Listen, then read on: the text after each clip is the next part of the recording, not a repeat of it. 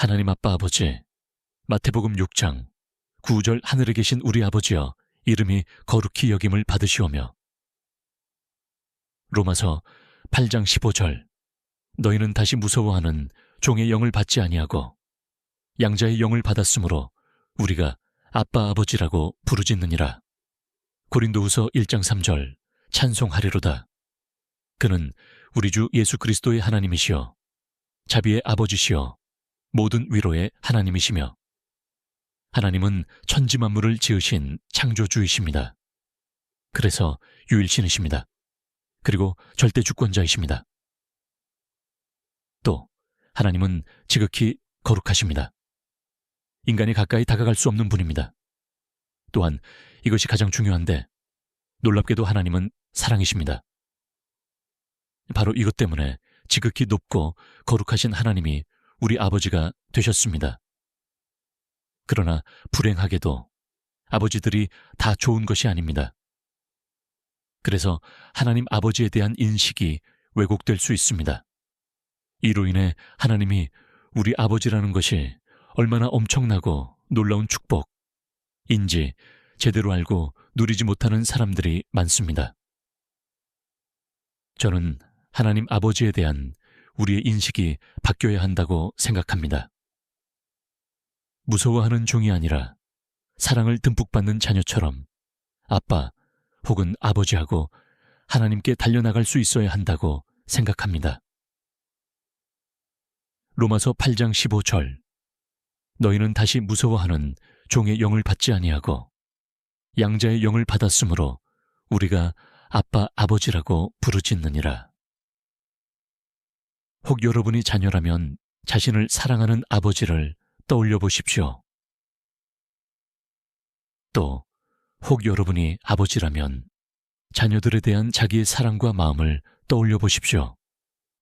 그러면 하나님이 우리에게 어떤 분이신지 즉각 알 수가 있습니다.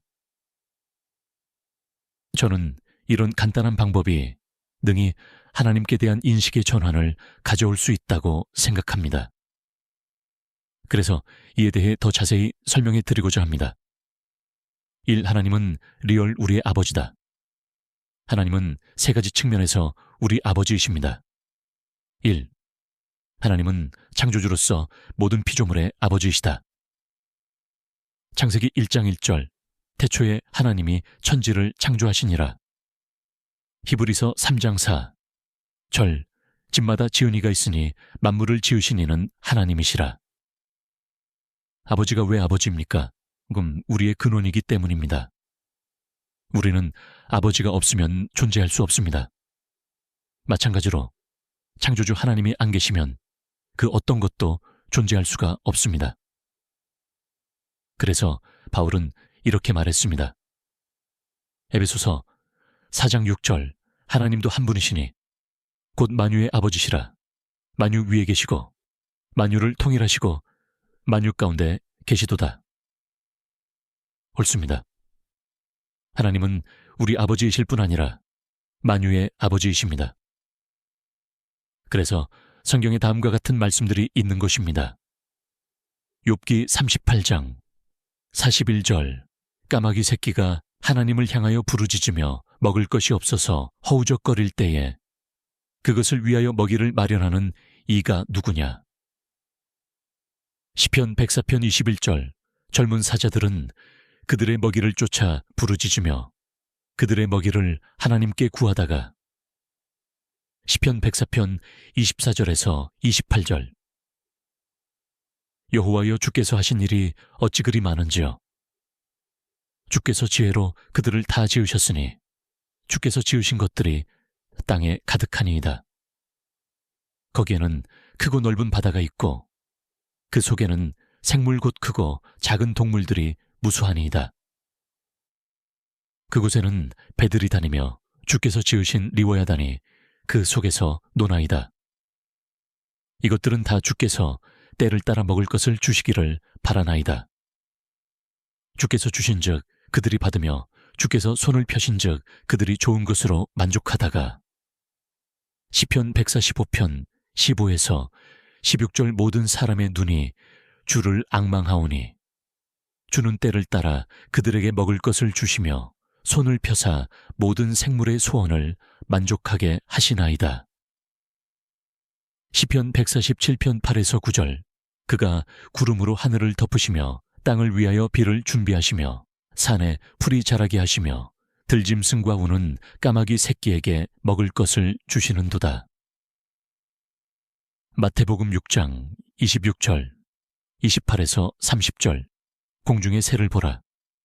심지도 않고 거두지도 않고 창고에 모아들이지도 아니하되 너희 하늘 아버지께서 기르시나니 너희는 이것들보다 귀하지 아니하냐. 들의 백합화가 어떻게 자라는가 생각하여 보라. 수고도 아니하고 길쌈도 아니하느니라. 그러나 내가 너희에게 말하노니 솔로몬의 모든 영광으로도 입은 것이 이 꽃 하나만 갖지 못하였느니라. 오늘 있다가 내일 아궁이에 던져지는 들풀도 하나님이 이렇게 입히시거든. 하나님은 특별히 모든 인간의 아버지이시다. 바울은 하나님이 창조주라는 사실을 먼저 말한 후 그 사실에 근거하여 만유가 아니라 모든 사람이 신의 소생이라고 말했습니다. 사도행전 17장 24에서 29절. 우주와 그 가운데 있는 만물을 지으신 하나님께서는 천지의 주제시니 손으로 지은 전에 계시지 아니하시고 또 무엇이 부족한 것처럼 사람의 손으로 섬김을 받으시는 것이 아니니 이는 만민에게 생명과 호흡과 만물을 친히 주시는 이심이라. 인류의 모든 족속을 한 혈통으로 만드사 온 땅에 살게 하시고 그들의 연대를 정하시며 거주의 경계를 한정하셨으니 이는 사람으로 혹 하나님을 더듬어 찾아 발견하게 하려 하심이로되 그는 우리 각 사람에게서 멀리 계시지 아니하도다. 우리가 그를 힘입어 살며 기동하며 존재하느니라. 너희 시인 중 어떤 사람들의 말과 같이 우리가 그의 소생이라 하니 이와 같이 하나님의 소생이 되었은즉 하나님을 금이나 은이나 돌에다 사람의 기술과 고안으로 새긴 것들과 같이 여길 것이 아니니라. 소생은 헬라어로 게노스로 자손 후손이라는 뜻입니다. 그러므로 하나님이 모든 사람의 아버지라는 뜻입니다. 부모는 자신을 닮은 자식을 낳습니다. 마치 그와 같이 하나님은 사람을 하나님의 형상과 모양대로 만드셨습니다. 창세기 1장 26에서 28절. 하나님이 이르시되 우리의 형상을 따라 우리의 모양대로 우리가 사람을 만들고 그들로 바다의 물고기와 하늘의 새와 가축과 온 땅과 땅에 기는 모든 것을 다스리게 하자 하시고 하나님이 자기 형상 곧 하나님의 형상대로 사람을 창조하시되 남자와 여자를 창조하시고 하나님이 그들에게 복을 주시며 하나님이 그들에게 이르시되 생육하고 번성하여 땅에 충만하라. 땅을 정복하라. 바다의 물고기와 하늘의 새와 땅에 움직이는 모든 생물을 다스리라 하시니라. 그것을 시편 8편에서 다윗은 사람을 하나님보다 조금 못하게 지으셨다고 했습니다. 사람을 얼마나 특별하게 만들었는지 충분히 알 수가 있지요. 이것이 우리가 짐승과 전혀 다른 삶을 살고 있는 이유입니다. 그러므로 하나님은 다른 어떤 피조물보다 사람에게 더욱 아버지이십니다. 3. 하나님은 무엇보다도 믿는 자들의 아버지이시다. 요한복음 1장 12에서 13절. 영접하는 자, 곧 그 이름을 믿는 자들에게는 하나님의 자녀가 되는 권세를 주셨으니 이는 혈통으로나 육정으로나 사람의 뜻으로 나지 아니하고 오직 하나님께로부터 난 자들이니라. 믿는 자는 하나님의 자녀입니다. 그러나 독생자 예수님 같은 친자가 아닙니다. 하나님이 입양하신 양자들입니다. 로마서 8장 15절. 너희는 다시 무서워하는 종의 영을 받지 아니하고 양자의 영을 받았으므로 우리가 아빠 아버지라고 부르짖느니라. 갈라디아서 4장에서 6절, 때가 참에 하나님이 그 아들을 보내사 여자에게서 나게 하시고 율법 아래에 나게 하신 것은 율법 아래에 있는 자들을 속량하시고 우리로 아들의 명분을 얻게 하려 하심이라. 너희가 아들이므로 하나님이 그 아들의 영을 우리 마음 가운데 보내사 아빠 아버지라 부르게 하셨느니라. 구화가 입양된다는 것은 운명이 바뀌는 것을 뜻합니다. 크나 큰 은혜입니다. 너무도 감사한 일이죠.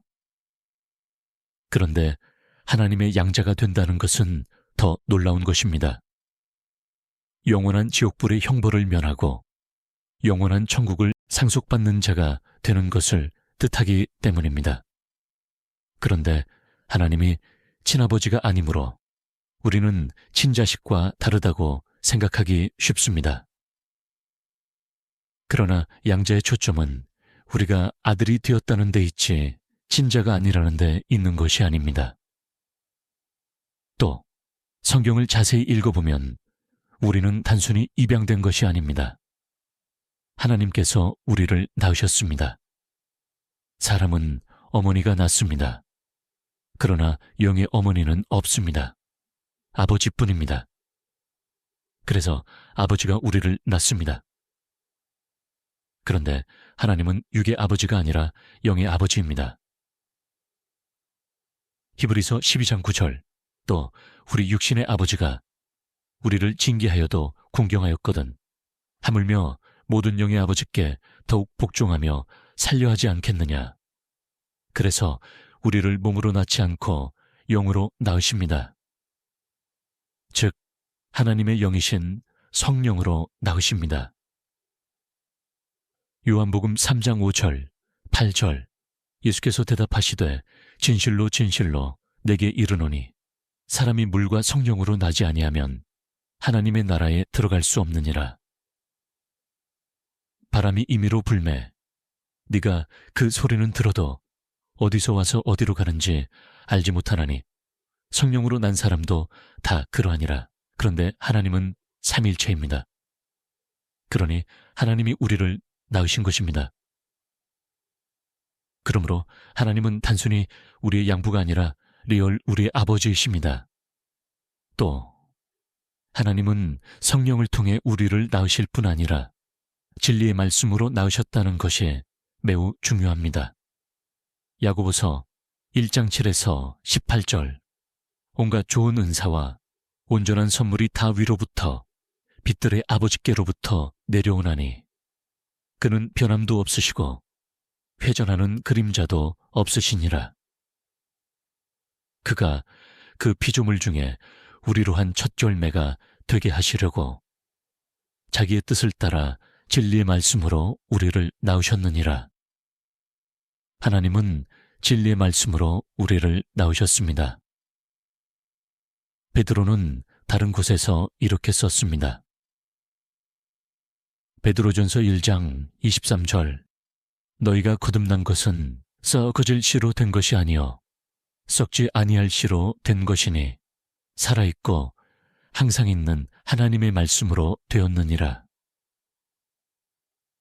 이 때문에 어머니는 10달 동안 배가 불러 고생하시고 생사를 넘나드는 상고를 겪으시면서 우리를 낳으셨다.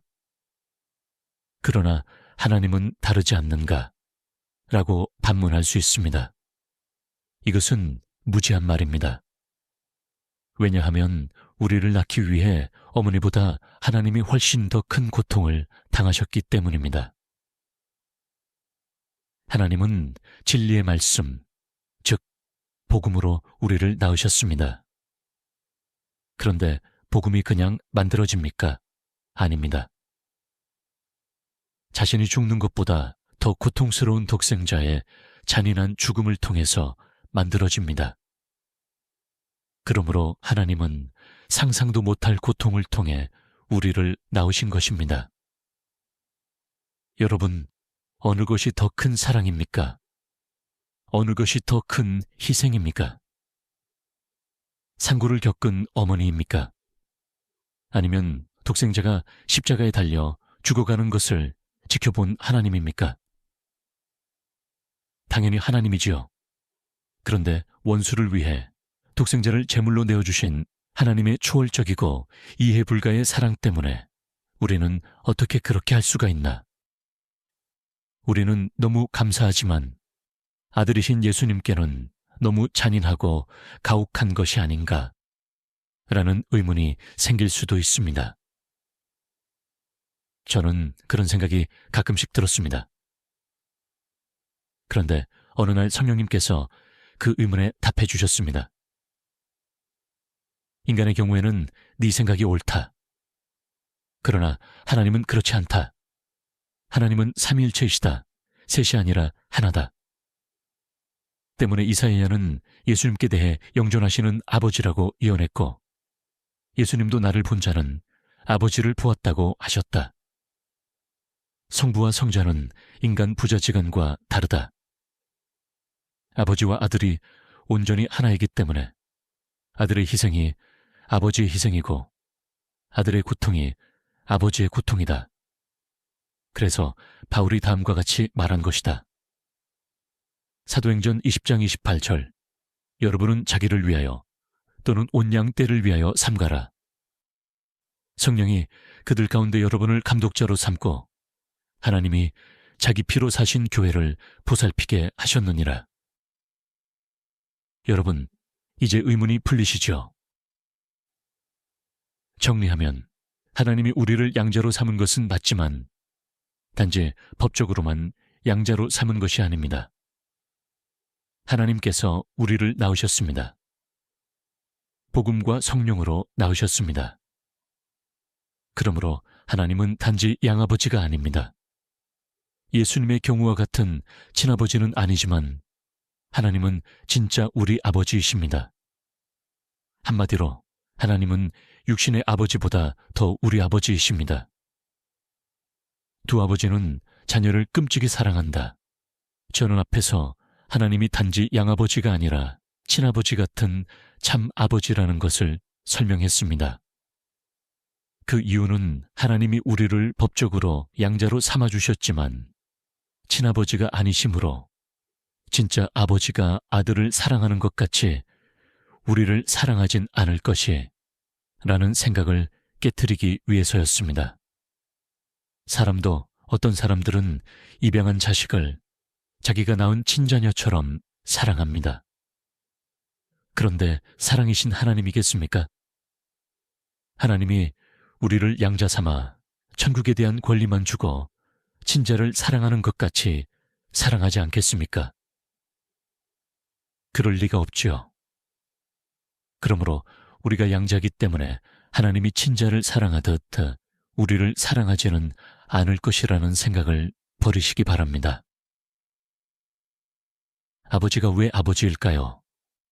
단지 우리를 낳아주셨기 때문이 아닙니다. 부성애 때문입니다. 동물들도 자기 새끼를 사랑합니다. 악인들도 자기 자녀를 사랑합니다. 부모는 자녀를 사랑할 수밖에 없습니다. 그렇다면 사랑이신 하나님 아버지는 얼마나 더 자녀들을 사랑하시겠습니까? 물론 아주 드물지만 너무 이기적이어서 자녀를 사랑하지 않고 자기밖에 모르는 아버지들도 있습니다. 그러나 하나님은 그런 분이 아닙니다. 그래서 성경에 다음과 같은 말씀들이 있는 것입니다. 시편 27장 10절 내 부모는 나를 버렸으나 여호와는 나를 영접하시리이다.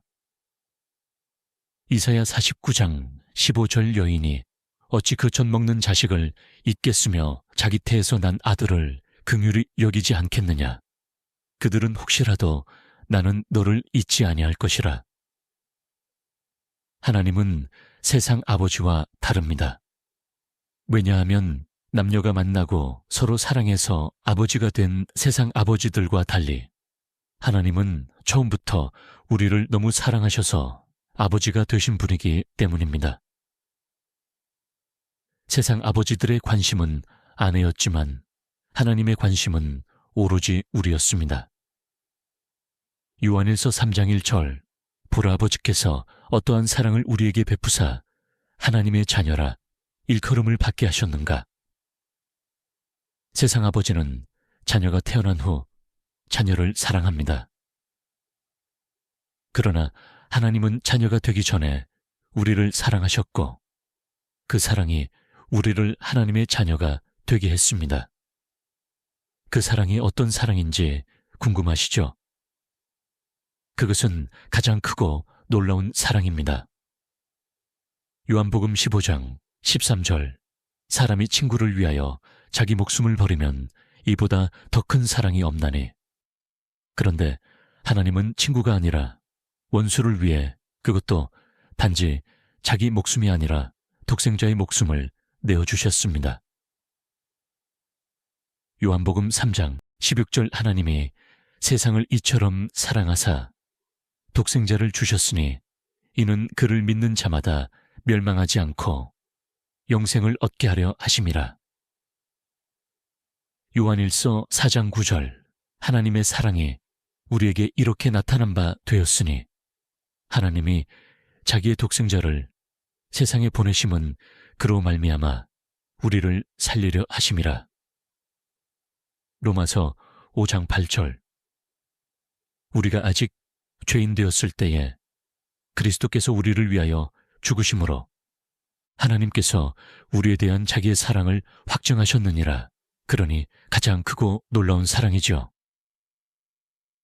하나님은 이런 큰 사랑 때문에 우리 아버지가 되셨습니다. 그런데 하나님이 어찌 우리를 사랑하지 않을 수 있겠습니까? 또 사람은 변하지만 하나님은 변하지 않으십니다. 말라기 3장 6절, 나 여호와는 변하지 아니하나니 그러므로 야곱의 자손들아 너희가 소멸되지 아니하느니라. 디모데후서 2장 13절, 우리는 미쁨이 없을지라도 주는 항상 미쁘시니 자기를 부인하실 수 없으시리라. 히브리서 13장 8절, 예수 그리스도는 어제나 오늘이나 영원토록 동일하시니라.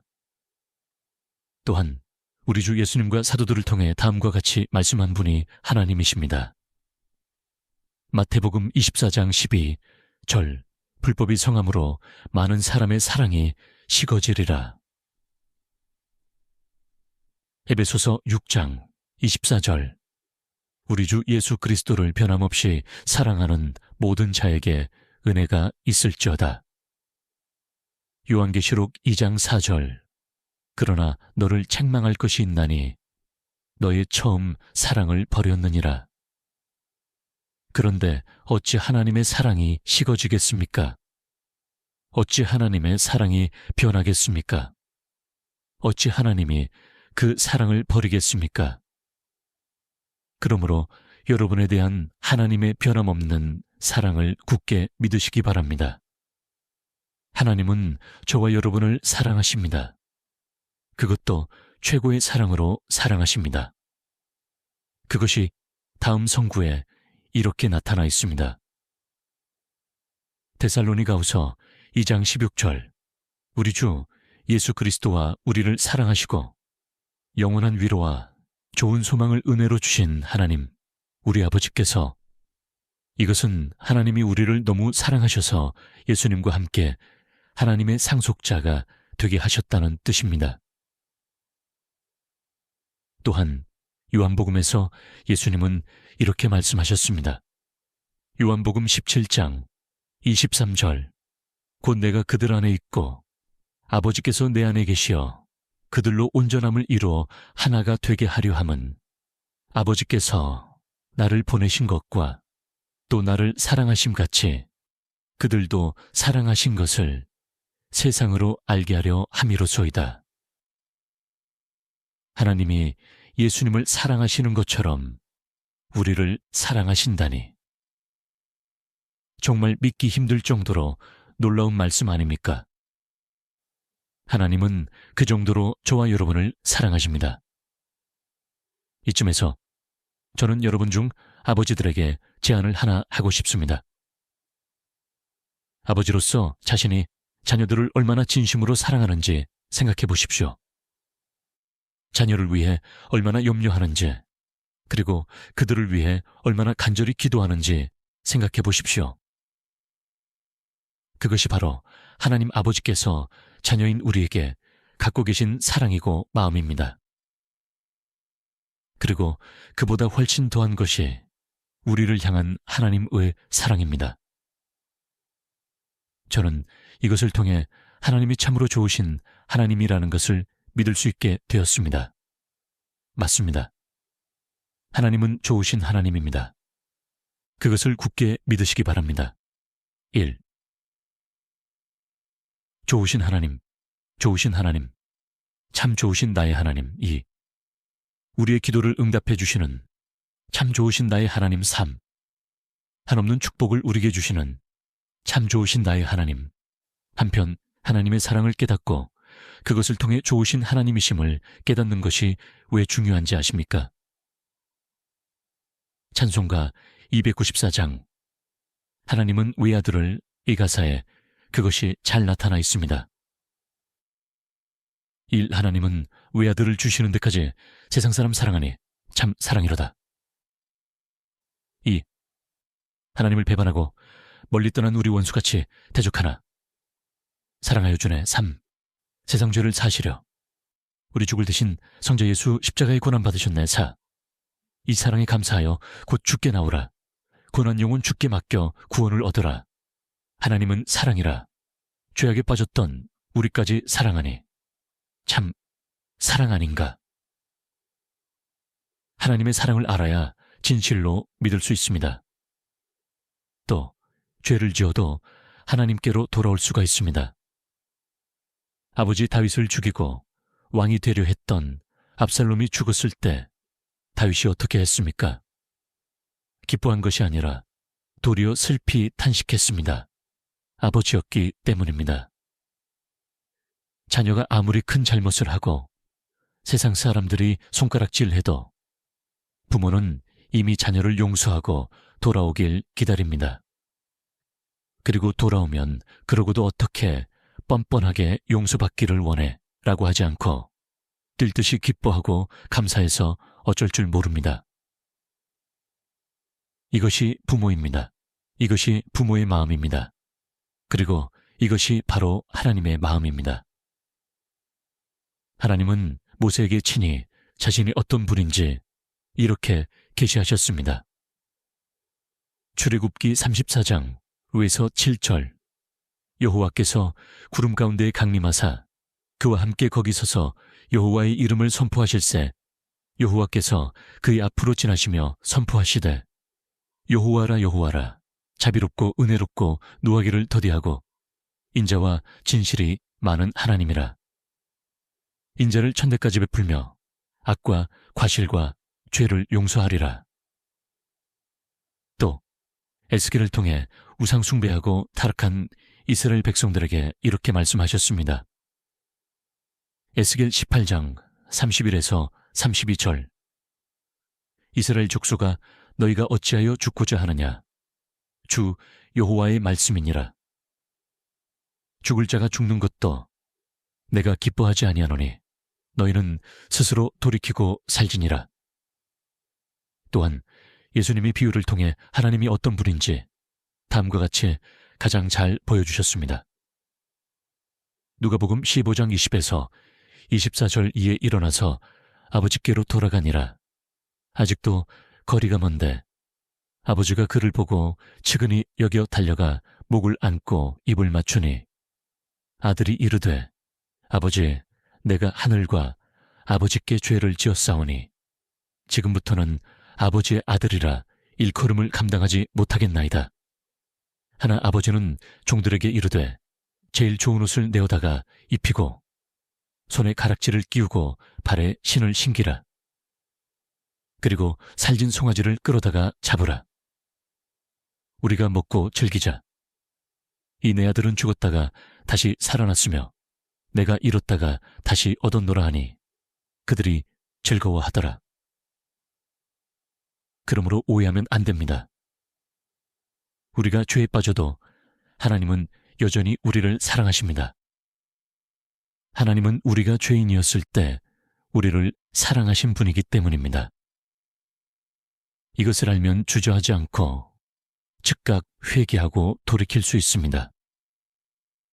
사도 바울은 하나님의 인자하심이 우리를 회개로 인도한다고 했습니다.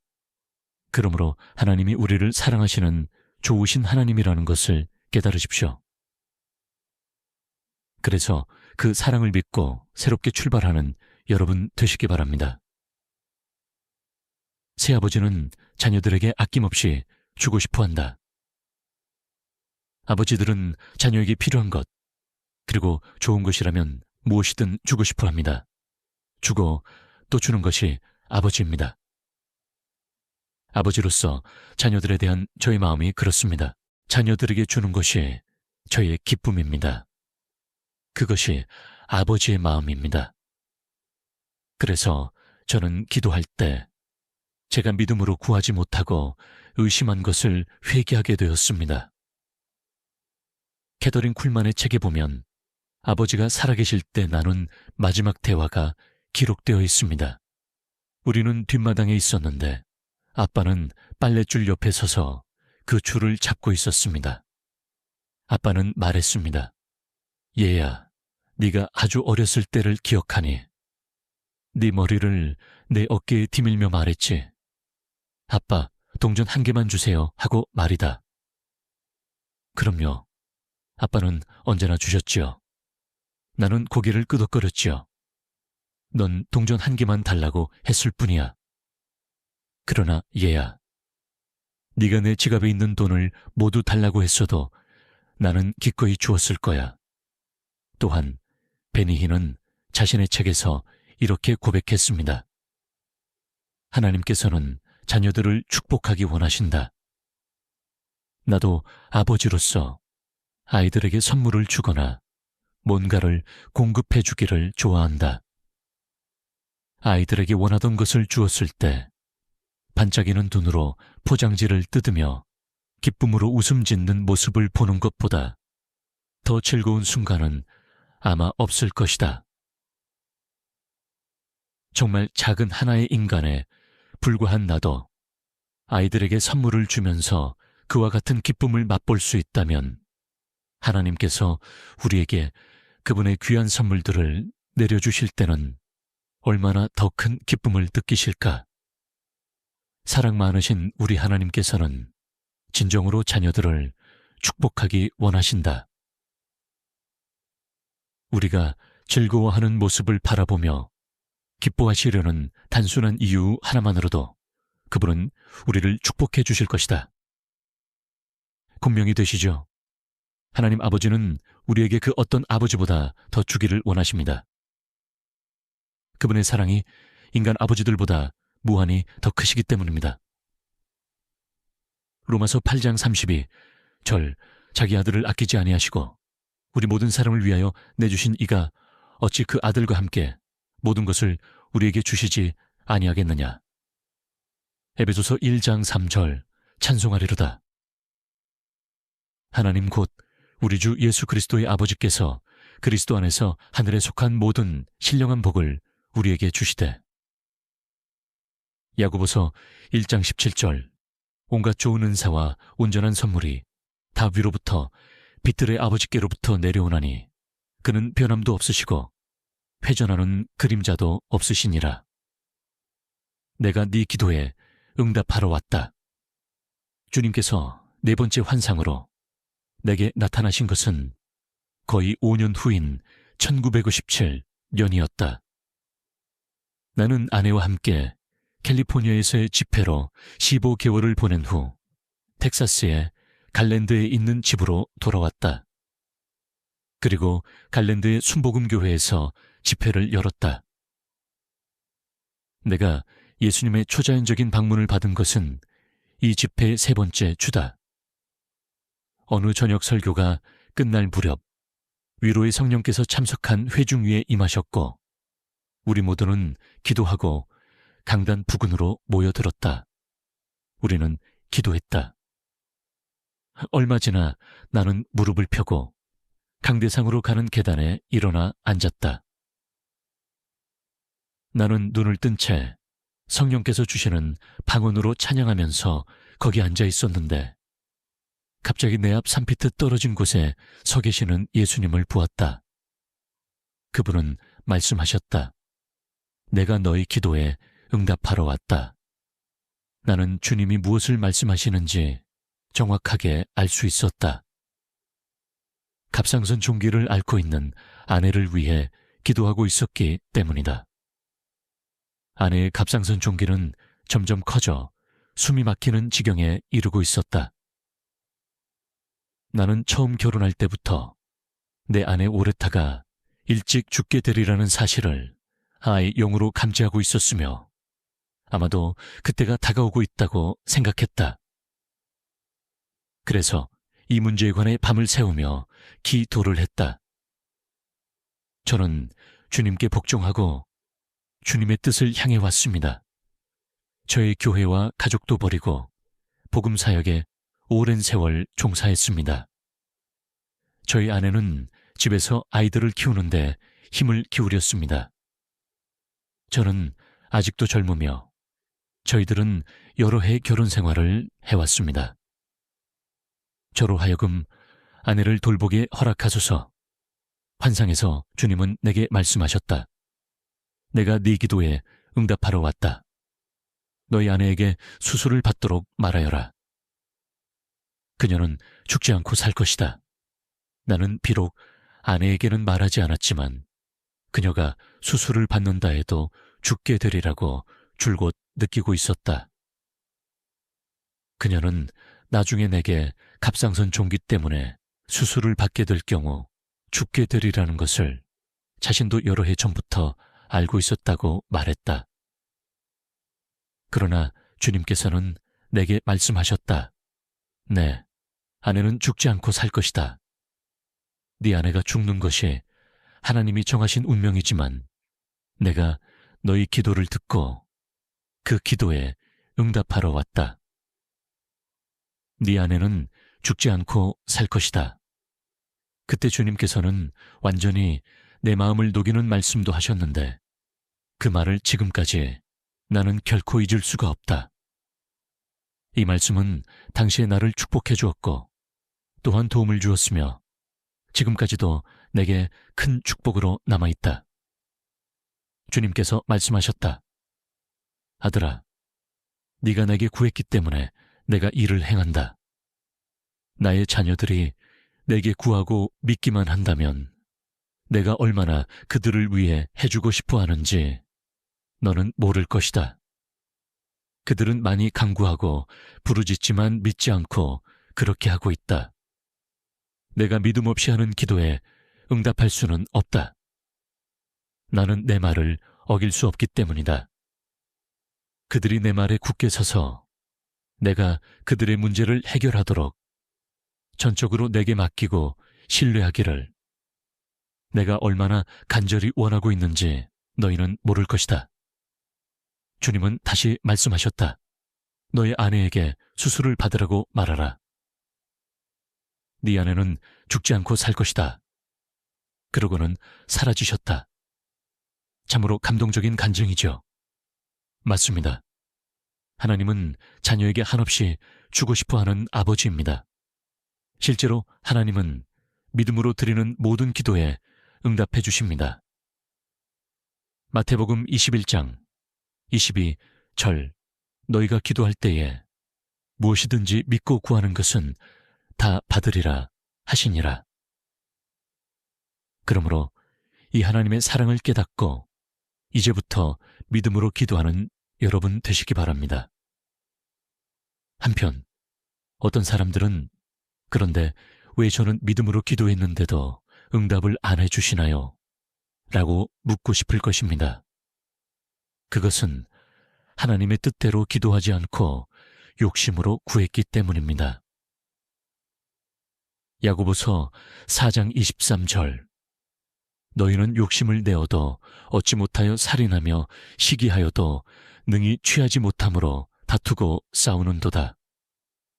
너희가 얻지 못함은 구하지 아니하기 때문이요 구하여도 받지 못함은 정욕으로 쓰려고 잘못 구하기 때문이라. 저는 아버지이기 때문에 자녀들에게 주고 싶어 합니다. 그러나 유익한 것은 줄 수 있는 모든 것을 주지만 해가 되는 것은 구해도 줄 수가 없습니다. 하나님 아버지도 마찬가지입니다. 마태복음 7장 1절 너희가 악한 자라도 좋은 것들어 자식에게 줄 알거든 하물며 하늘에 계신 너희 아버지께서 구하는 자에게 좋은 것으로 주시지 않겠느냐. 요한일서 5장 14절 그를 향하여 우리가 가진 바 담대함이 이것이니 그의 뜻대로 무엇을 구하면 들으심이라. 그러므로 어떤 기도가 응답되지 않는다고 하나님이 우리 기도에 응답하신다는 것을 의심하면 안 됩니다. 이것을 생각해 본 후 저는 제 기도가 다 응답되지 않는다 할지라도 하나님이 기도에 응답하신다는 것을 확실히 믿을 수 있게 되었습니다. 또 하나님의 뜻대로 구하는 것은 반드시 주신다는 것을 믿고 믿음으로 기도할 수 있게 되었습니다. 그러므로 여러분도 이것을 깊이 묵상하십시오. 그래서 믿음의 기도를 드리는 자가 되어 구하는 것마다 응답받는 여러분 되시기를 바랍니다. 네 아버지의 사랑을 받은 자녀도 아버지를 사랑한다. 한 율법사가 선생님이여 율법 중에 어느 계명이 크니까? 라고 질문했을 때 예수님이 이렇게 대답하셨습니다. 마태복음 22장 37에서 38절 내 마음을 다하고 목숨을 다하고 뜻을 다하여 주 너희 하나님을 사랑하라 하셨으니 이것이 크고 첫째 되는 계명이요. 이것이 가장 중요한 한 가지입니다. 우리는 반드시 이 계명을 지켜야 합니다. 그런데 사랑은 명령한다고 할 수 있는 것이 아닙니다. 하나님을 사랑하라는 것이 가장 크고 첫째 되는 계명이다. 제일 중요하다. 그러므로 반드시 하나님을 사랑해야 한다. 이런 가르침만으로는 하나님을 사랑할 수 없습니다. 또 이런 설교를 듣고 결심하고 노력하는 것만으로는 역부족입니다. 그러면 어찌해야 할까요? 하나님을 진짜 사랑하는 자가 되려면 하나님의 사랑을 믿고 받아들여야 합니다. 이것은 다음 구절에 잘 나타나 있습니다. 요한일서 4장 19절 우리가 사랑함은 그가 먼저 우리를 사랑하셨음이라. 데릭 프린스 목사님은 속죄라는 책에서 이 구절에 대해 이렇게 썼습니다. 나는 테레사 수녀의 종교적 신조를 전부 지지하지는 않지만 테레사 수녀가 진단한 인류의 근본 문제에는 동의한다. 사랑받지 못하는 것이 최악의 질병이라는 점이다. 요한일서 4장 19절에는 이렇게 기록되어 있다. 우리가 사랑함은 그가 먼저 우리를 사랑하셨음이라. 얼마나 심오한 진리인가. 하나님의 사랑이 우리 안에서 사랑을 일깨우지 않는 한 우리는 하나님을 사랑할 수 없다. 이는 사람들 간의 사랑에도 적용되는 진리, 다. 누군가의 사랑에 의해 우리 안의 사랑이 일깨워지지 않으면 우리는 사랑할 줄 모른다. 한 번도 사랑받지 못한 사람은 어떻게 사랑해야 하는지 모른다. 거절의 상처로 고통당하는 수많은 사람도 남을 사랑하고 싶어 하지만 그들 속의 사랑이 한 번도 일깨워진 적이 없기 때문에 사랑할 줄 모른다. 옳습니다. 사랑만이 사랑을 낳습니다. 그리고 날 사랑하심 이라는 저의 책에 이것이 잘 설명되어 있습니다. 저는 거짓말을 생리적으로 싫어합니다. 그래서 여러 해 동안 가장 하기 힘들었던 말이 하나님 사랑합니다였습니다. 모두들 너무나 쉽게 이 말을 하고 노래도 부르지만 마음에 없는 거짓 고백을 드리길 원치 않았습니다. 저는 부모나 사랑하는 연인이나 자녀에게 대한 것처럼 하나님을 사랑하는 감정이 솟구쳐 오르지 않는 것에 대해서 죄스러운 마음이 들었습니다. 그래서 하나님을 사랑한다고 떳떳하게 고백할 수 없었습니다. 물론 C.S. 루이스가 잘 지적한 것처럼 사랑은 단순히 감정이 아니라 의지입니다. 요한복음 13과 요한일서 5장 3절에 그것이 잘 나타나 있습니다. 그럼에도 불구하고 사랑에는 감정이 따르게 마련입니다. 그래서 저는 감정이 살아있는 사랑으로 하나님을 사랑하기 원했습니다. 그러나 아무리 기도하고 노력해도 그것이 쉽지 않았습니다. 그래서 자신의 마음의 강팍함을 탓하곤 했습니다. 그런데 저희 이런 오랜 고민과 갈등이 가브리엘 천사를 만나다 라는 책을 통해서 완전히 해결되었습니다. 그 책을 읽고 하나님의 사랑을 훨씬 더 구체적으로 깨달을 수 있었기 때문입니다. 그 후 하나님께서 3번이나 제 영에 다음과 같이 말씀하셨습니다. 그것은 정말 계시, 저에게 꼭 필요한 계시였습니다. 너는 나를 사랑하기를 간절히 원해왔다. 어떻게 해야 나를 정말로 사랑할 수 있는지 알고 싶니? 그렇다면 엄마를 생각해 보아라. 너도 그렇고 자녀들이 왜 엄마를 그렇게 사랑하는 줄 아니? 그것은 그렇게 하겠다고 결심하고 노력해서가 아니란다. 사람들은 어렸을 때부터 엄마의 사랑을 받았어. 배고프면 젖을 물리고 기저귀를 갈아주고 안아주고 씻겨주고 울면 즉각 달려와주는 것은 항상 엄마였지. 이렇게 엄마의 사랑을 지속적으로 받으면서 자연스럽게 엄마야말로 세상에서 가장 자기를 사랑하는 사람이라는 것을 알고 믿게 되었단다. 그래서 자연스럽게 엄마를 가장 사랑하게 된 것이야 하더라. 이것이 바로 비결이란다. 사랑만이 사랑을 낳는다. 그러므로 나를 진짜 사랑하는 자가 되려면 노력하지 말고 먼저 나의 사랑을 받아들여라. 나의 사랑을 알고 확신하고 누려라. 그럴 때 비로소 너는 자연스럽게 나를 사랑할 수가 있게 될 것이다. 진짜 그렇지 않습니까? 사람들은 엄마를 사랑합니다. 엄마를 사랑하려고 노력하는 것이 아니라 엄마에 대한 사랑이 마음에서 우러나옵니다. 그런 사랑은 노력으로 되는 것이 아닙니다. 그런데 다시 말하지만 왜 사람들은 엄마를 사랑할까요? 왜 돈을 버는 것은 아빠인데 아기들은 일방적으로 엄마를 더 좋아할까요? 왜 아이들은 대부분 엄마 편일까요? 그것은 바로 사랑의 수고 때문입니다. 아기들이 어렸을 때부터 사랑의 수고를 통해 엄마의 사랑을 체험했기 때문입니다. 엄마는 배고프면 젖을 먹여줍니다. 아빠는 분리해요. 일단 아빠는 그것이 없어요. 여기서부터 엄청난 차이가 납니다. 그 다음 엄마는 기저귀를 갈아줍니다. 보통 아빠들은 이런 일을 잘 못합니다. 아기가 울 때 제일 먼저 달려가는 사람이 누구입니까? 엄마입니다. 그때 아빠는 직장에서 열심히 일하고 있습니다. 그것을 아기들은 잘 모릅니다. 그런데 엄마는 집에 있고 아기가 울면 달려가서 안아줍니다. 이렇게 아기들은 어렸을 때부터 엄마의 사랑을 느끼며 자라납니다. 물론 아빠들도 사랑 표현을 합니다. 예쁘다고 뽀뽀하고 막 부비합니다. 그런데 아빠에게는 수염이 나 있습니다.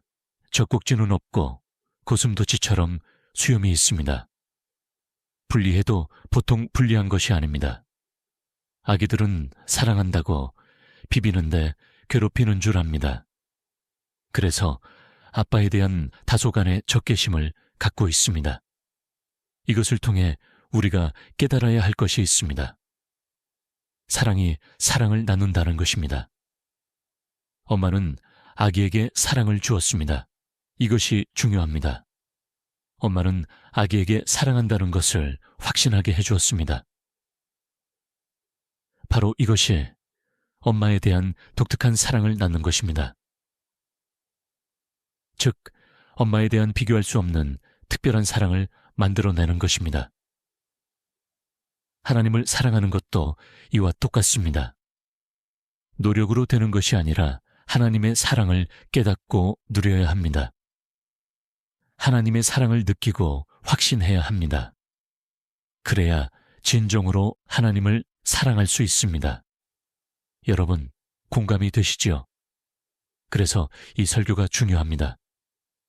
하나님을 사랑하려면 하나님이 우리의 리얼 아버지이시고 내가 너를 사랑하는 것처럼 하나님이 찐으로 나를 사랑하시고 내가 자녀에게 주고 싶어 하는 것 이상으로 진정으로 나에게 주고 싶어 하시는 아버지라는 것을 깨달아야 합니다. 회개도 중요하고 기도도 중요하고 하나님을 사랑하기 위해 결단하고 노력하는 것도 중요합니다. 그러나 가장 중요한 것은 하나님의 사랑을 깨닫고 확신하는 것입니다. 하나님의 인자하심이 우리를 회개로 인도한다는 말이 있듯이 그래야 회개할 수 있고 그래야 믿음으로 기도할 수 있고 그래야 하나님을 사랑하려고 노력하는 것을 넘어서서 진짜 하나님을 사랑할 수 있기 때문입니다. 그러므로 그것이 우리에게 가장 필요하고 중요합니다. 때문에 저는 하나님을 사랑하기 원하는 여러분에게 실제로 도움이 되는 두 가지를 소개해드리고자 합니다.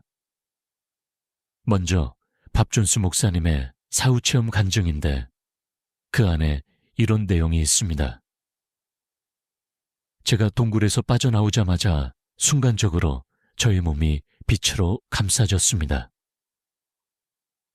그때 저의 느낌은 내가 한 번도 느껴본 적이 없는 무엇이라고 표현하기 힘들 정도로 좋은 느낌이었습니다. 그리고 그 순간 저는 제가 세상에 제일 사랑을 많이 받고 있는 사람처럼 느껴졌습니다.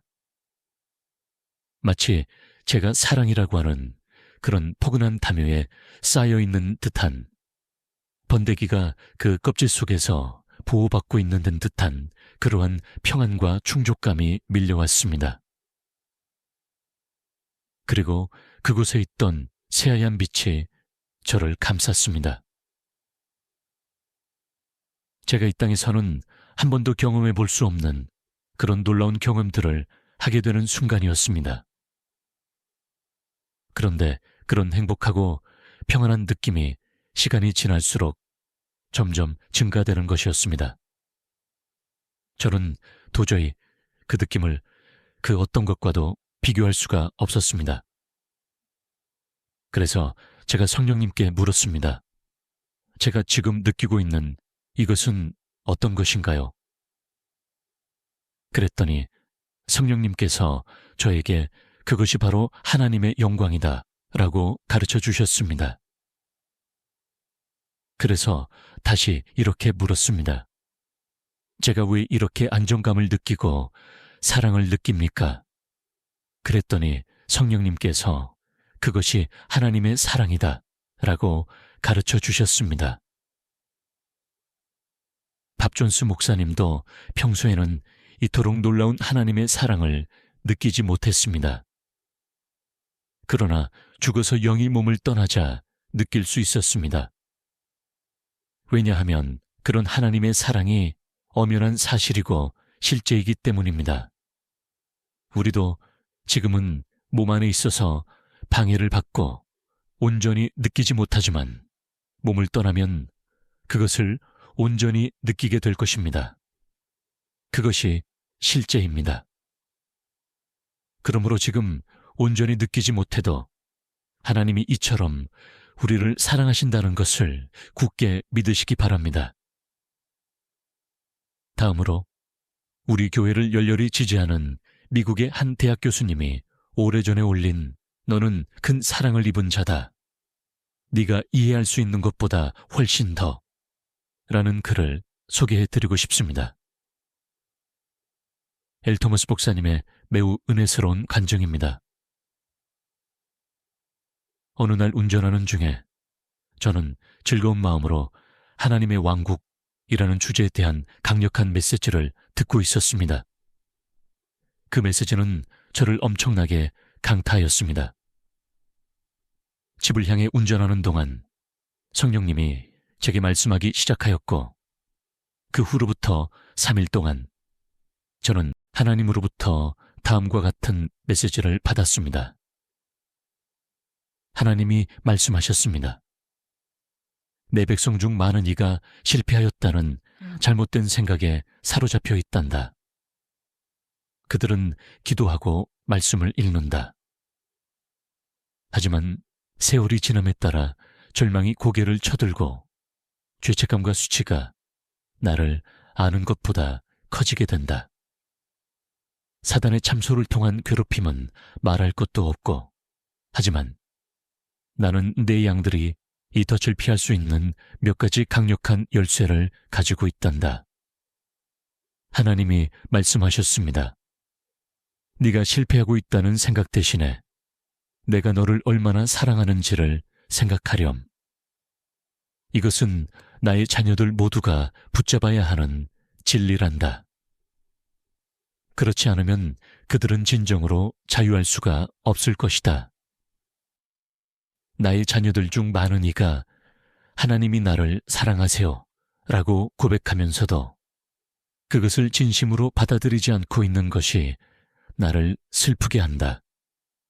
네가 내게 사랑받고 있다는 것을 알게 되면 엄청난 자유, 기쁨, 그리고 내게 어떤 일이 일어나도 나는 괜찮아 라는 생각을 경험하게 될 것이다. 내 아들 예수는 진리가 너희를 자유케 하리라 라고 말하지 않았다. 그는 진리를 알지니 진리가 너를 자유케 하리라 라고 하였다. 너는 인간으로서는 이해할 수 없는 큰 사랑을 입었다. 내 자녀들 각자가 그의 사랑하시는 자 안에서 허락을 받아 그들의 저택에 들어갈 것이다. 나는 너를 나의 자녀로 삼았다. 너의 불완전함을 바라보는 것을 그만두고 내가 너를 얼마나 사랑하는지 알기 위해 내 말을 연구하여라. 나는 매일같이 사랑의 마음을 가지고 너를 생각하고 있단다. 하나님이 말씀하셨습니다. 내가 너를 먼저 사랑하였다는 계시를 잊지 말거라. 나의 교회 중 많은 곳에 만일 어떤 성도가 그가 하는 모든 것으로 나를 기쁘게 하지 않으면 그러한 종류의 실패로 인해 내가 그를 사랑하지 않는다라고 말하는 어떤 강한 영적 흐름이 있다. 조심하여라. 내가 지금 하는 말은 너는 내게 순종하거나 항복하지 않아도 되고 내 육을 십자가에 못 박지 않아도 된다라는 의미로 하는 말이 아니란다. 성화의 작업은 계속되는 과정이란다. 하지만 네가 나를 위해 무엇인가를 얼마나 하든지 안 하든지 간에 나는 너를 동일하게 그리고 절대적으로 사랑할 것이란다. 이것이 그러니까 너는 게을러도 된다는 의미는 아니다. 하지만 너희 중 누가 온전히 자격이 있느냐? 아무도 없단다. 바로 이 때문에 내 아들이 너희를 위해 죽고자 내려갔던 것이란다. 하나님이 말씀하셨습니다. 사단은 누가 하나님은 나를 완전하게 사랑하지 않아 라고 생각하기를 원한단다.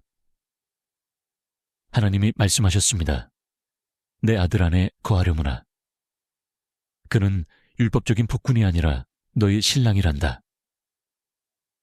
특히 나의 아들 예수는 너의 연인이 되기를 갈망하고 있다. 네가 사랑받고 있다는 것을 한번 알게 된다면 엄청난 중압감이 사라질 것이다. 어떠한 일이 생기든지 간에 너는 항상 내가 너를 미치도록 사랑한다는 사실을 확신하게 될 것이다. 자녀들아, 나는 너희를 계속 사랑할 것이다. 네가 이 엄청난 진리를 소화할 때 너는 진정으로 자유와 기쁨으로 들어가기 시작할 것이다. 너는 나와 내 아들에게 속한 자란다. 그리고 우리는 너를 진심으로 사랑한다. 내가 너를 먼저 사랑했단다. 너는 결코 내가 너를 사랑하는 것보다 나를 더 사랑할 수 없단다.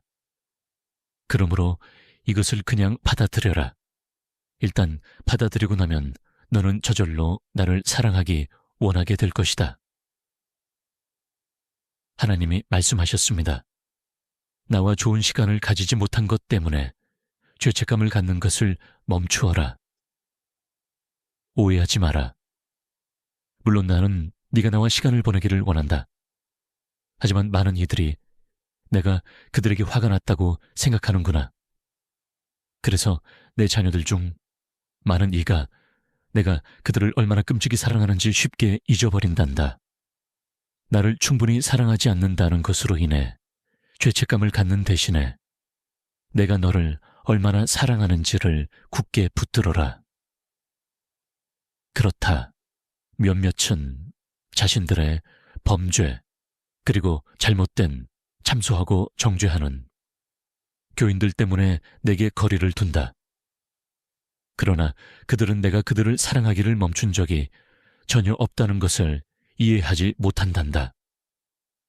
내 마음이 찢어지고 또한 내가 그들이 내게 돌아오기를 간절히 바라고 있음에도 불구하고 내 자녀들을 위한 나의 간절한 소원은 내 자녀들이 내가 그들을 향해 품고 있는 열정적인 사랑의 계시를 붙잡을 수 있는 곳까지 나아가는 것이다.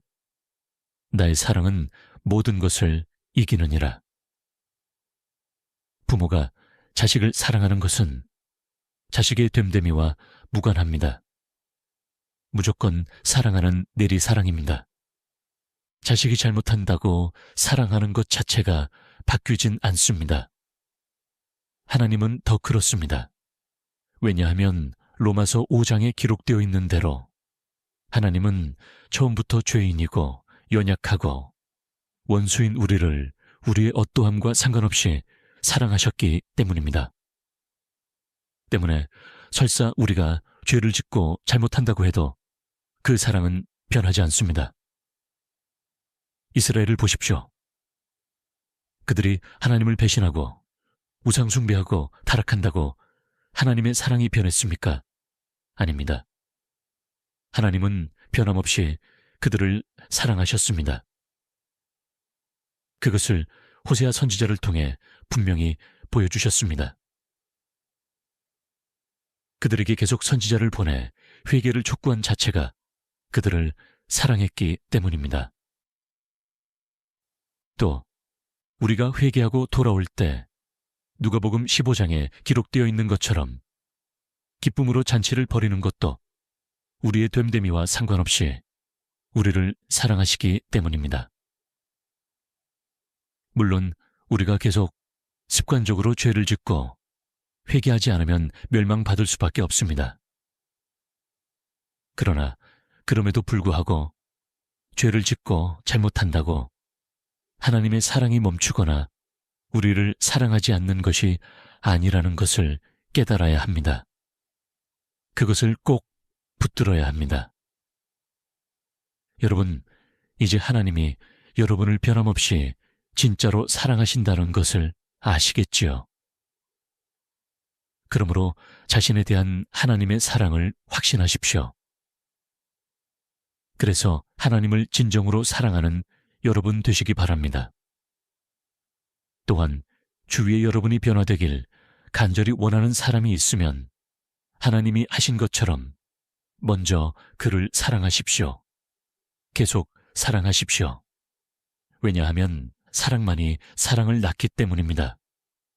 즉, 사랑이 사람을 변화시킬 수 있는 최고의 비결이기 때문입니다. 5번째 자녀가 아버지를 닮듯이 우리도 하나님 아버지를 닮아가야 한다. 모든 자녀는 부모를 닮습니다. 나이가 들면 신기할 정도로 더 부모를 닮아갑니다. 마땅히 하나님의 자녀인 우리도 아버지 하나님을 닮고 연분년 계속 닮아가야 합니다. 먼저 우리는 거룩에 있어서 하나님을 닮아가야 합니다. 레위기 11장 45절. 나는 너희 하나님이 되려고 너희를 애굽 땅에서 인도하여 낸 여호와라. 내가 거룩하니 너희도 거룩할지어다. 베드로전서 1장 16절 기록되었으되 내가 거룩하니 너희도 거룩할지어다 하셨느니라. 이것은 매우 중요합니다. 그러나 여기서 멈추면 안 됩니다. 왜냐하면 주님이 이렇게 말씀하셨기 때문입니다. 누가복음 6장 30역. 절 너희 아버지의 자비로우심 같이 너희도 자비로운 자가 되라. 마태복음 5장 48절. 그러므로 하늘에 계신 너희 아버지의 온전하심과 같이 너희도 온전하라. 여기서 온전하라는 말은 사랑하라는 뜻입니다. 문맥이 그것을 밝히 보여줍니다. 그러므로 우리는 사랑하기로 결단해야 합니다. 먼저 우리는 하나님의 사랑을 깨닫고 하나님을 사랑해야 합니다. 또 거기서 멈추지 말고 서로 사랑해야 합니다. 요한복음 13장 34에서 35절 새 계명을 너희에게 주노니 서로 사랑하라. 내가 너희를 사랑한 것 같이 너희도 서로 사랑하라. 너희가 서로 사랑하면 이로써 모든 사람이 너희가 내 제자인 줄 알리라. 서로 사랑하는 것의 중요성은 요한일서에 특히 잘 나타나 있습니다. 요한일서 2장 5절. 누구든지 그의 말씀을 지키는 자는 하나님의 사랑이 참으로 그 속에서 온전하게 되었나니 이로써 우리가 그의 안에 있는 줄을 아노라. 요한일서 4장 11에서 12절. 사랑하는 자들아, 하나님이 이같이 우리를 사랑하셨은즉 우리도 서로 사랑하는 것이 마땅하도다. 어느 때나 하나님을 본 사람이 없으되 만일 우리가 서로 사랑하면 하나님이 우리 안에 거하시고 그의 사랑이 우리 안에 온전히 이루어지느니라. 요한일서 4장 17에서 18절. 이로써 사랑이 우리에게 온전히 이루어진 것은 우리로 심판날의 담대함을 가지게 하려 함이니 주께서 그러하심과 같이 우리도 이 세상에서 그러하니라. 사랑 안에 두려움이 없고 온전한 사랑이 두려움을 내쫓나니 두려움에는 형벌이 있음이라. 두려워하는 자는 사랑 안에서 온전히 이루지 못하였느니라. 예수님은 서로 사랑해야 너희가 내 제자인 줄 알리라고 하셨습니다. 요한도 이와 맥을 같이 하여 서로 사랑하여 하나님의 사랑이 우리 속에서 온전하게 되어야 우리가 그 안에 있는 줄을 안다고 했습니다. 또한 그래야 심판날 담대함을 가질 수 있다고 했습니다. 왜냐하면 참 믿음은 사랑으로서 역사하는 즉 사랑으로 표현되는 믿음뿐이므로 주님이 그날 사랑하는 법을 배웠느냐고 물으실 것이기 때문입니다. 한편 여러분처럼 저도 오랫동안 이 구절들에 나오는 하나님의 사랑이 우리 안에서 온전케 된다는 것이 무슨 뜻인지 궁금했습니다. 그러다 이동규 목사님이 이 구절들을 주의한 것을 듣고 비로소 이해할 수 있었습니다.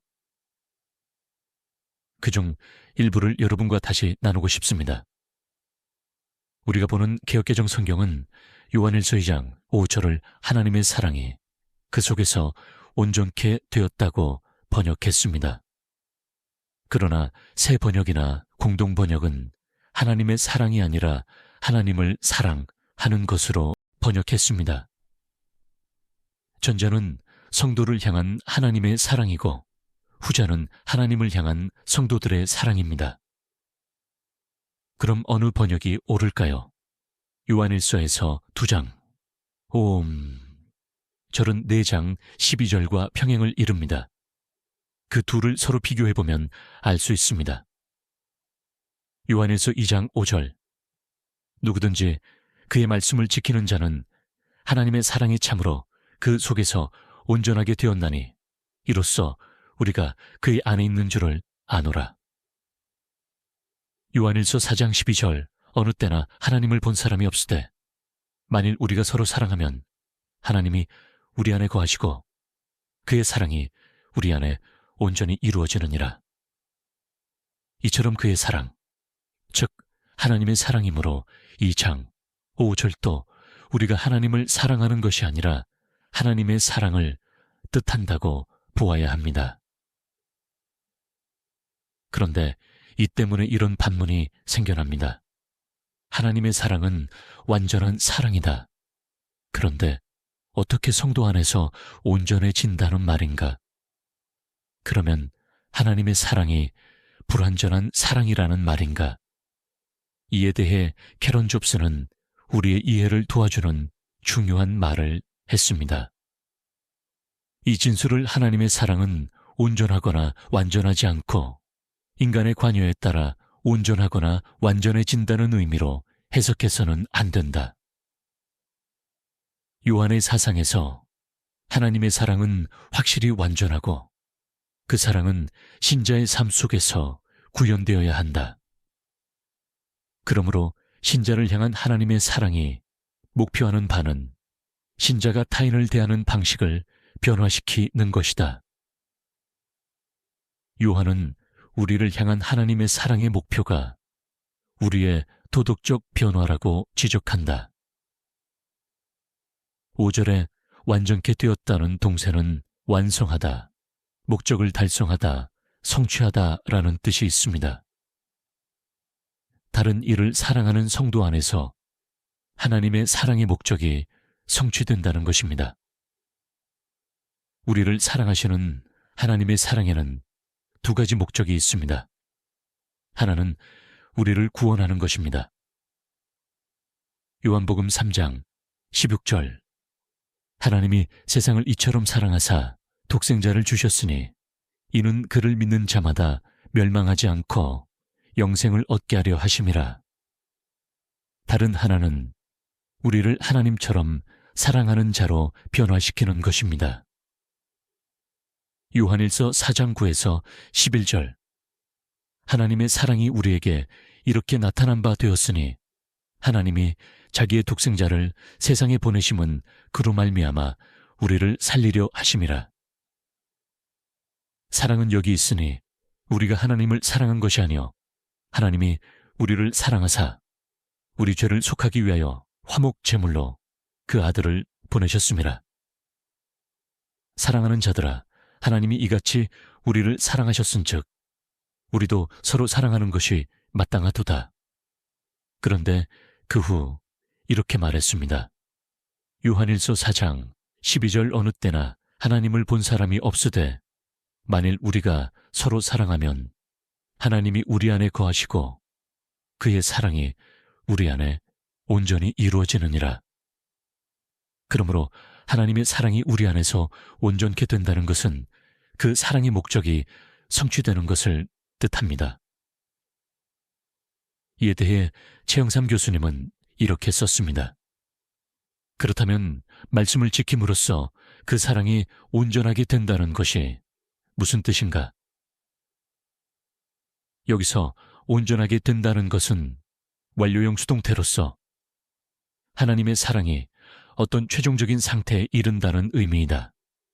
그러니까 하나님에게서 출발한 사랑이 그 아들 곧 생명의 말씀을 통해 우리에게 전달되고 우리가 받은 그 하나님의 사랑은 우리 안에서 우리를 통해 원래 그것이 향했던 그 목적지에 이른다는 뜻이다. 하나님의 사랑이 온전하게 된다는 이 주제는 요한일서의 후반부에서 더욱 분명하고 풍성하게 전개된다. 여기서는 우리가 그 아들을 믿음으로써 받았고 그와의 사귐을 통해 그 안에 거하고 있는 그 사랑은 또한 우리의 행함을 통해 형제 사랑으로 이웃 사랑으로 이 세상 한복판에서 반드시 나타나야만 하는 사랑임을 기억하는 것으로 충분하다. 만일 우리가 말씀을 행하지 않으므로 우리가 받은 아버지의 사랑을 나타내지 못한다면 어찌 되는가?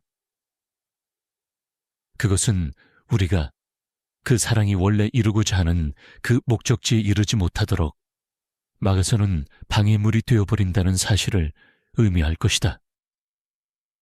그러므로 하나님의 사랑이 우리 안에서 온전케 된다는 것은 우리를 사랑하신 하나님의 사랑의 궁극적인 목적이 이루어진다는 뜻입니다. 그 일은 우리가 서로 사랑할 때 이루어집니다. 또 그런 자들이 예수님의 참 제자여 예수님 안에 거하는 자이고 심판날 담대할 수가 있습니다. 서로 사랑하는 것이 이렇게 중요합니다. 그러므로 우리는 반드시 서로를 사랑해야 합니다. 한 걸음 더 나아가 우리는 하나님 사랑에 감격하여 하나님을 사랑하고 서로 사랑할 뿐 아니라 이웃과 원수까지도 사랑해야 합니다. 그것이 곧 하늘에 계신 너희 아버지의 온전하심과 같이 너희도 온전하라는 말씀의 의미이기 때문입니다. 마태복음 5장 43에서 48절 또 내 이웃을 사랑하고 네 원수를 미워하라 하였다는 것을 너희가 들었으나 나는 너희에게 이르노니 너희 원수를 사랑하며 너희를 박해하는 자를 위하여 기도하라.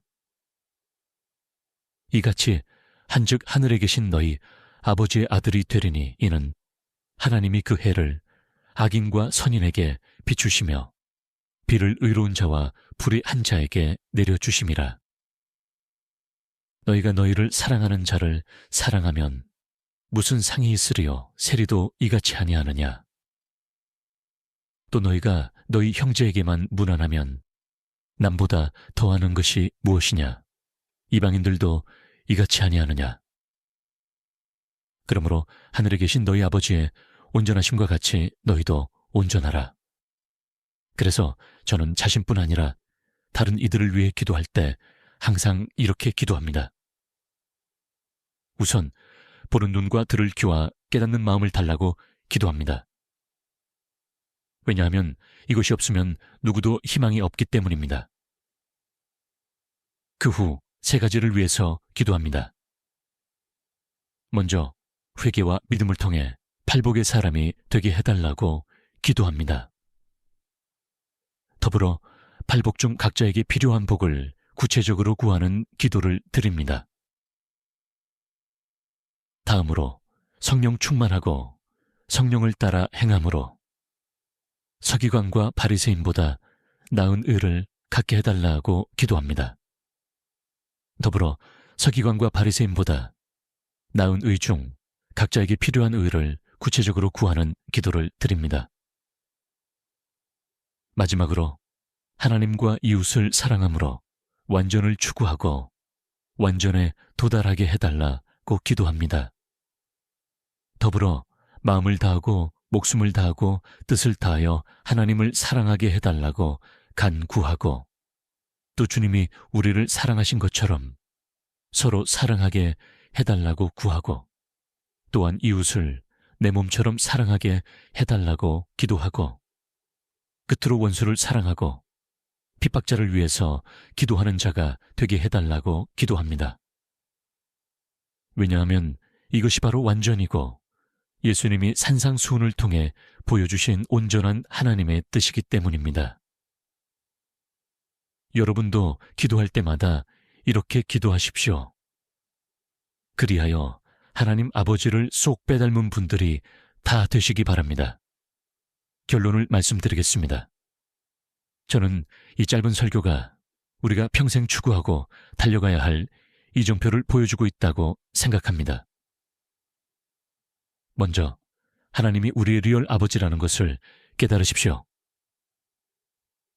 또 아버지가 자녀를 사랑하듯 우리를 사랑하시는 좋으신 하나님이라는 것을 믿으십시오. 또 아버지처럼 하나님도 우리에게 아낌없이 주기 원하신다는 것을 깨닫고 믿음으로 기도하는 자가 되십시오. 또 이 세 가지를 통해 하나님의 사랑을 깨닫고 확신하여 하나님을 뜨겁게 사랑하는 자가 되십시오. 또한 거기서 멈추지 말고 형제와 이웃과 원수까지 사랑하여 철저히 사랑이신 하나님을 닮아가는 자가 되십시오. 그렇게 하면 궁극적인 구원은 따놓은 당상입니다. 또 더없이 행복한 자가 되고 복을 덤으로 받게 될 것이며 천국에서 가장 영광스러운 자들이 될 것입니다. 그러므로 평생 이것을 목표로 삼고 매일 이것을 위해 기도하고 날마다 실제로 그렇게 살아가는 저와 여러분이 됩시다.